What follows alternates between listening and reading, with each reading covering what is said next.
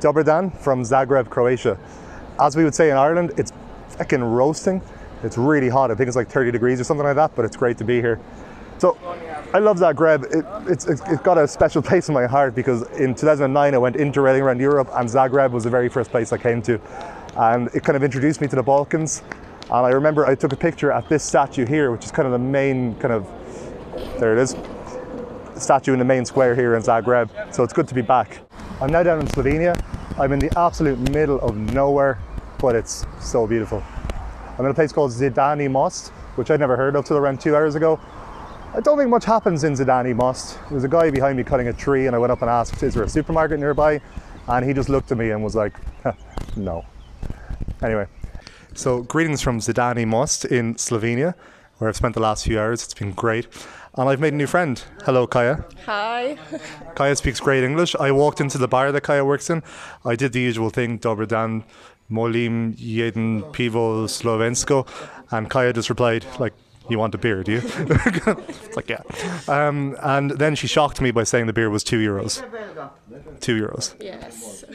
Mad stuff. So Kaya, you're from this region.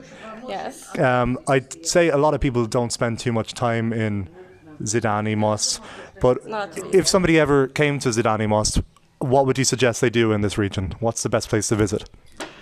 Well, there's not a lot to see here, but I think if you just walk around, you can see a beautiful nature around here. Otherwise, there's nothing where you could go and see. Okay, I don't think you're going to get a job with the tourism office anytime soon, but that's okay. But I will speak on Kaya's behalf. I think it's a beautiful area. You've got these lovely mountains around the place, hills. All you can hear around here is birds. It's really nice. Yes, it's a calm place. Very calm place. And the beer is good. And this beer, Laško, which is Slovenian beer, is from this region as well, yeah? Yes, it's about 15 minutes away from here where they make this beer. Awesome. Okay, to finish out, I think it'd be a good idea if Kaya taught me some Slovenian. So, how can we say greetings from Slovenia? Pozdravi iz Slovenije. Pozdravi iz Slovenije. Yes, that's correct. Okay, cool.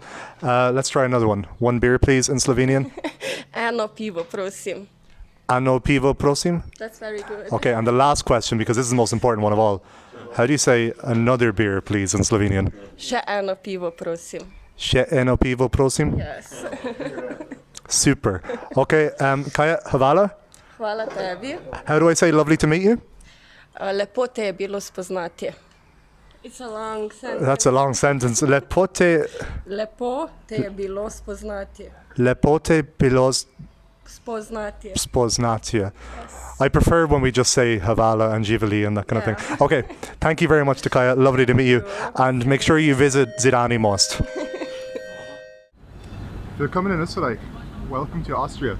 We're in the beautiful city of Graz, the second city of Austria, located on the River Mur. A population of around 330,000 people, home to Sturm Graz for any of you football fans out there.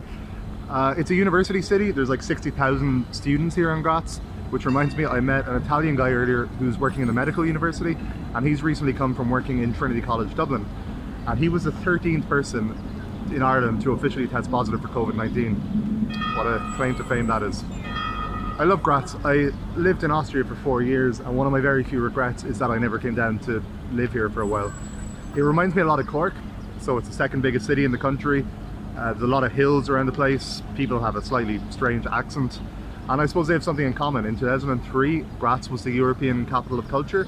2 years later, 2005, Cork was the European capital of culture. In my opinion, Graz is one of the undiscovered gems of Europe. It's 2.5 hours south of Vienna, but it is well worth coming down. It's kind of between Vienna and Zagreb, really. It's well worth visiting. It's a beautiful place. It's got one of the best preserved old town centres in Europe. We've got the Rathaus here behind me, the town hall, and I would really recommend coming here sometime. Okay, let's continue the journey. Here we are in Hungary, the land of the Magyars.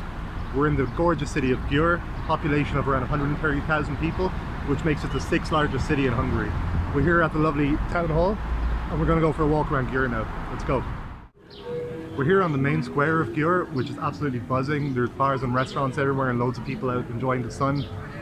Győr lies on the train line between Vienna and Budapest. It's around 1 hour from Vienna, and I traveled so many times between Vienna and Budapest, and I never stopped off in Győr. until around 6 months ago when I came here to see Bruce Dickinson from Iron Maiden play. And I was blown away by like what a beautiful city it is, somewhere I'd kind of ignored forever. So if you're ever in Vienna, you're looking for a day trip, if you're ever in Budapest, you're looking for a day trip, I would highly recommend coming down to Cure. We're finishing off our trip here in the beautiful city of Vienna, capital of Austria. I lived in Vienna for 4 years and I absolutely loved the place. And if somebody had never been to Europe before and they asked me to recommend a city to visit, I wouldn't be sending them to Paris, I wouldn't be sending them to Madrid, I'd be sending them to Vienna. It's absolutely beautiful. Behind us here we have the Vienna Staatsoper, the opera. Around here we have the Hotel Zacher, home of the world famous Zacher Torte. Behind us here we have Kärntnerstraße, one of the main shopping streets, lots of like high-end cool shops there. And overall it's just an amazing city. I would highly recommend everyone visit here. So I have of course landed in Vienna on Champions League final night, so all the bars are absolutely packed. But we're going to go into my favourite one anyway, a place called Flanagan's Irish Pub, who were kind enough to employ me for most of the time I lived here in Vienna. So if Vienna's my second home, Flanagan's is my living room. So we're going to go down there now. Thank you for joining me on the trip.